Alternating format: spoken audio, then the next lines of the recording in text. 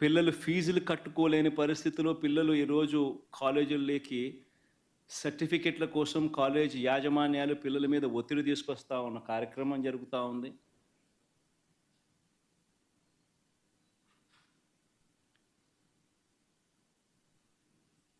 బడులన్నీ పూర్తిగా నిర్వీర్యమైపోయాయి.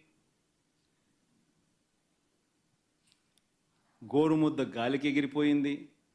English medium చదువులు అటకెక్కాయి. TOEFL తీసేశారు. సిబిఎస్ఈ కూడా అదే బాటలో తీసేసే కార్యక్రమం జరుగుతూ ఉంది.